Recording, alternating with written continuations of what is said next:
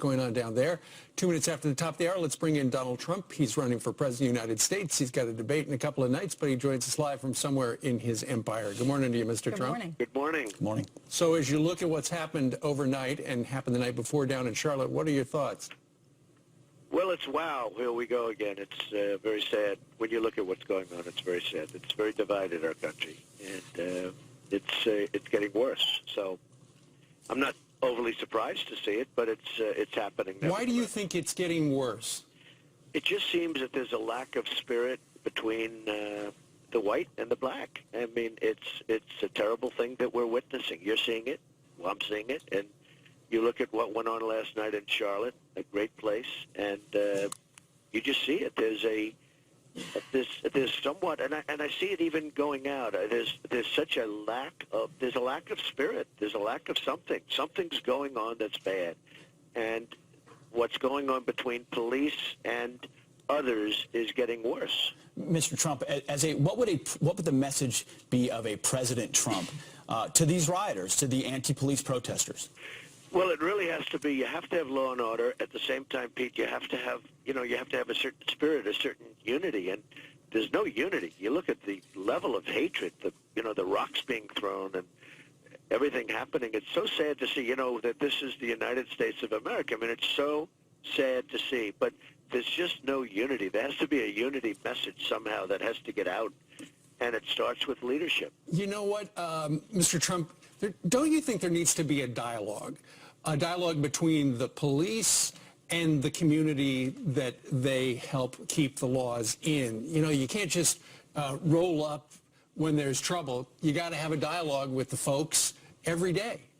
Well, that's true, but if you look at Dallas, there was a dialogue. They prided themselves on dialogue, and they were constantly talking and meeting and having community groups, and that was a pretty rough situation, to put it mildly, a terrible, terrible situation. And, so that sounds good, it sounds right, but there's something deeper than that. I was glad to know that you had a dialogue with hundreds of African-American community leaders. You had that yesterday. It was supposed to air last night, and then for Hannity for the town hall.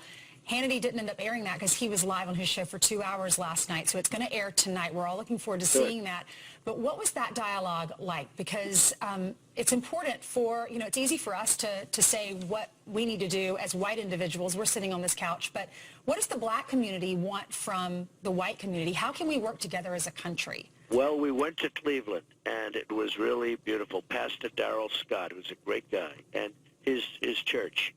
And we had a tremendous group of people there. It was amazing. And that's right. It's going to be, I guess, on Hannity tonight. It was going to be last night. Yes, sir. Unfortunately, this preempted it. But we had an amazing couple of hours that we spent. And I'll tell you what, something can happen, and it can happen fast, and it can happen that's very good. But right now, it's not taking place. There was great love in that room yesterday. And you see pictures of it. You see it right now on the show. Mm-hmm. There was a tremendous feeling in that room. I mean, something can happen with the right leadership. I know.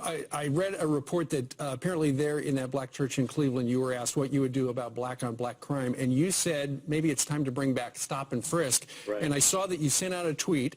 Stop and frisk works. Instead of criticizing New York Police Chief Ray Kelly, New Yorkers should thank him for keeping New York safe.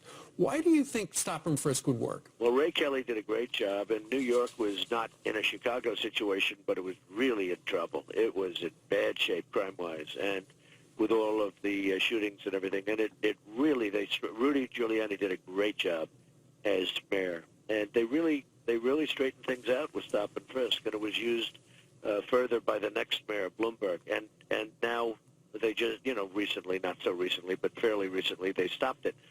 But stop and frisk worked. We had tremendous numbers of shootings. Now, Chicago is out of control, and I was really referring to Chicago with stop and frisk. They asked me about Chicago, and I was talking about stop and frisk for Chicago, and where you had 3,000 shootings so far this year, 3,000 from January 1st. And obviously, you can't let the system go the way it's going, but I suggested stop and frisk. And some people think that's a great idea, and some people probably don't like it. But when you have 3,000 people shot and so many people dying, I mean, it's worse than some of the places we're hearing about, like Afghanistan, you know, the war-torn nations. I mean, it's more dangerous. So, well, it does sound, Mr. Trump, like Chicago's going to add, I think I read 1,000 new police officers. So you got more cops on the street, but unless you give them the tools, what are they going to do? yeah, no, I think Chicago needs stop and frisk. Now, people can criticize me for that, or people can say whatever they want, but they asked me about Chicago, and I think stop and frisk with good, strong, strong law and order. But you have to do something. It can't continue the way it's going. Will you explain what that is to my folks down in South Carolina that don't really deal with stop and frisk? What exactly is it, and what are the pros and cons? Well, there are different levels, and you have somebody coming up who's the expert on it. But basically, they will, if they see they're proactive, and if they see a person possibly with a gun or they think may have a gun, they will see the person and they'll look and they'll take the gun away. They'll stop, they'll frisk, and they'll take the gun away, and they won't have anything to shoot with.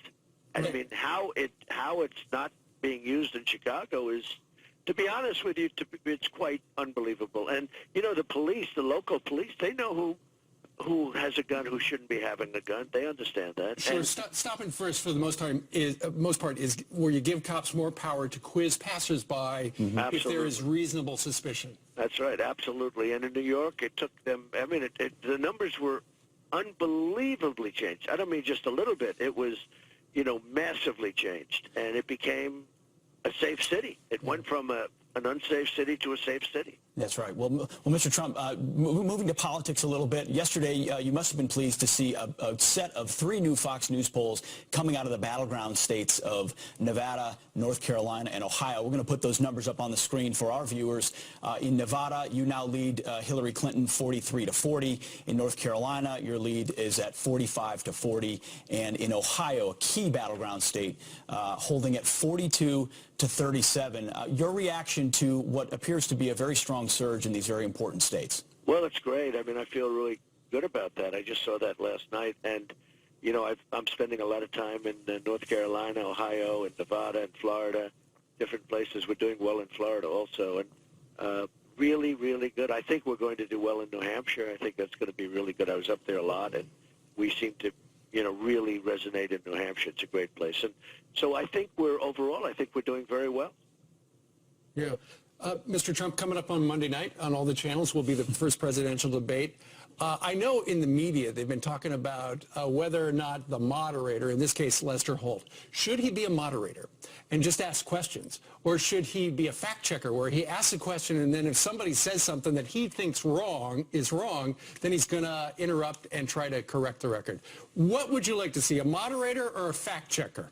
Well, I think he has to be a moderator. I mean, you're debating somebody, and if she makes a mistake or if I make a mistake, we'll take each other on. But I certainly don't think you want Candy Crowley again. That was she was wrong. Well, and she turned out to be wrong. I really don't think you want that. That was a very pivotal moment in that debate, and it really threw the debate off, and it was unfair.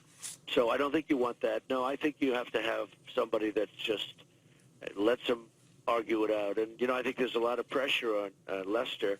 I think Lester's a very good person, a very good man. I think that there's a lot of pressure on him because of Matt Lauer. When I had the town hall, I guess you'd call it, or the forum last week with Hillary, it was, I did well, and I had tough questions, but the polls all had hers taking a drubbing in that one. Now, I will say they went after Matt Lauer. I've never seen anything like it, and I think my questions were harder than her questions, if you want to know the truth. And a lot of pressure is being put on Lester Holt, and it's Bobby Knight type pressure with the refs. Okay, Bobby Knight would go after the refs, and that's what they're doing with Lester Holt, which is, I think, very, very unfair. And a lot of people are watching to see whether or not he succumbs to that pressure. Yeah. There are 2 presidential debates. It's Chris Wallace and Lester Holt, right? Those are the last 2. 3 in all. The third one is the vice presidential. 4. Oh. And we have 3 debates. We have 3 debates. Chris is doing the last debate. Right. Who's doing the one in the middle? Anderson Cooper, and you have Martha Raddatz. There you go. All right, so we got plenty coming up. Mr. Trump's going to stick around through this commercial break, and he's actually going to answer any questions you've got about the debate ahead of Monday's showdown. Ask the questions of the presidential candidates. This morning, it's your turn. You get to ask Donald Trump some questions. Hard to believe we are 4 days away from that debate. Paul on Twitter, Mr. Trump, wants to know, how do you plan to stay cool when Hillary personally attacks you in the debate? Well, they've already spent like hundreds of millions of dollars attacking me, and I guess Madison Avenue said go after temperament, and I've always felt temperament was a good asset for me, maybe my best asset in many ways, and we know how to win, and the country has to win. And, this phony charge of temperament, and so we'll stay cool. I mean, we'll see what happens with her, and we'll see what's going on with her, because there's something going on that a lot of people are trying to figure out, and we're just going to see what it is. I'm going to be very respectful of her. I think she deserves that, and I'm going to be nice. And if she's respectful of me, that'll be nice. We'll have something I think that people will respect as a debate. But we'll see where it all goes. You really never know exactly how it's going to turn out, and that's why we're going to have a lot of people watching, almost as many people as are watching your show right now. Almost, barely. No, the world will be watching that interaction, no doubt. Mr. Trump, Janine emailed in saying, how are you going to help the middle class with college education costs, and how will we benefit with you as president? Well, we're going to do a lot on that. One of the questions I get asked the most, especially, obviously with the young people, is college and college costs and what's happening. The colleges are going through the roof. They're not watching their costs because of the fact that they're getting all of this money from the government indirectly used, with the students being used as a conduit to get it there. So they're not watching their costs, which is very unfair to the students. It's frankly very unfair to the country. You look at what's happening with college costs, how it's escalating, and we're going to do something to help the students, and we're working on a plan. We're probably announcing it in 2 weeks. Well, we'll be watching for that. Matt is on Twitter this morning, Donald Trump. He says, do you expect congressional opposition? If so, how will you implement policy as an executive if you got trouble down the other end of Pennsylvania Avenue? Well, you've had opposition for forever. The best combination was Tip O'Neill and Ronald Reagan. They just sort of got things done. They liked each other. They had different views, but they got things done, and it was great. And I'd like to see if we could have that, and we will get it done. We're going to get it done. Right now, we have an executive order president. He just keeps signing. He's given up on that process, by the way. He's given up on what you're supposed to do. So we have an executive order president. We will, I think you'll be amazed. Hopefully it'll all work out, and I think you'll watch, and I think you're going to be amazed at what gets passed through Congress, going the way it's supposed to go, and I think you're going to see a lot of great things happen. You mentioned a moment ago how much the millions, tens of millions, hundreds of millions of dollars being spent by Team Clinton. I saw an item this morning that said Hillary's team's going to spend 53 times as much as you are on ads in Florida between now and November 8th. So she's thinking the TV ads are going to help her side. But then yesterday, Mr. Trump, she said at one point on a teleconference, why aren't I ahead by 50 points by now? Why isn't she ahead by 50 points by now? Because she's terrible. I mean, she's had a terrible record. Everything she touches is bad. You look at what's going on with Libya, and you look at the surge, and you look at all of her decisions, and you look at the Iran deal, which is one of the dumbest deals I've ever seen, which she started. And she totally backs, by the way. I mean, in its completed form, she totally backs. You look at everything she touched. I mean, it's just a mess. And she's spending a lot of money, and so far it's not had much of an impact because I guess I'm winning in most of these states, and we'll see what happens in the end. But she is. They're raising money. The special interests are giving her a fortune so that they get what they want. It's it's actually sort of unfair, and yet amazingly, I hear 50 to 1, and she's already spending many, many times what I'm spending, and she's not doing it. So we'll have to see what happens. It's a lot of money. 50 to 1 is a lot of money. It is a lot of money. We're going to be watching on Monday. We'll, in fact, be there. We're taking the show on the road, so we'll see you out there Great. at Hofstra. That's great. I look forward to it. Thank you very much, Mr. Trump. Thank you. Thank you. Thank you, sir. Meanwhile, this is Fox News Alert. Racial tensions boiling over in